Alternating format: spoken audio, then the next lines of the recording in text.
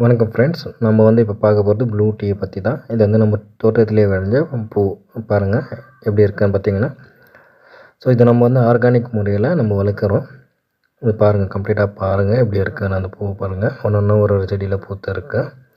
So இது வந்து பறிச்சிருந்து எவ்வளோ ஃப்ரெஷ்ஷாக இருக்குது பாருங்கள். இந்த ஃப்ரெஷ்ஷான பூவை வந்து நாங்கள் ட்ரை பண்ணுவோம். ஸோ ட்ரை பண்ணதுக்கப்புறமா எப்படி இருக்குன்னு பார்க்கலாம் வாங்க. பாருங்கள், இது வந்து ட்ரை பண்ணதுக்கப்புறமா, அதாவது சன்லைட்டில் நம்ம ட்ரை பண்ணது எப்படி இருக்குது பாருங்கள். ஓகே, இப்போ நம்ம ப்ளூ டீ எப்படி பண்ணுறதுன்னு பார்க்கலாம். ஒரு கப்பில் நம்ம தண்ணி எடுத்துக்கலாம். ஸோ தேவையான தண்ணி எடுத்துக்கோங்க.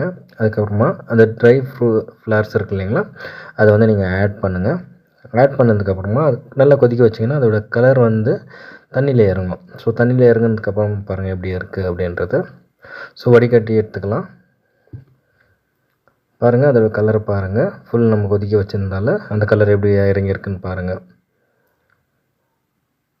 தெரியுதுங்க? ஓகே, இப்போ நம்ம ஒரு லெமன் எடுத்துக்கலாம் டேஸ்ட்டுக்காக. ஸோ இது வந்து நம்ம பாதி தான் யூஸ் பண்ண போகிறோம். உங்களுக்கு தேவையாக இருந்தால் உங்கள் டேஸ்ட்டுக்கு தகுந்த மாதிரி நீங்கள் யூஸ் பண்ணிக்கலாம். ஓகே, பிழிஞ்சு எடுத்துடலாம்.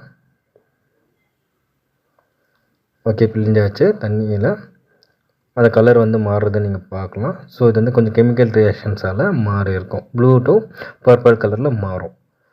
ஸோ அவ்வளோதாங்க. இப்போ நம்ம குடிக்கிறதுக்கு நம்ம யூஸ் பண்ணிக்கலாம். ஸோ எதனா டவுட் இருந்தால் நீங்கள் கமெண்ட் பாக்ஸில்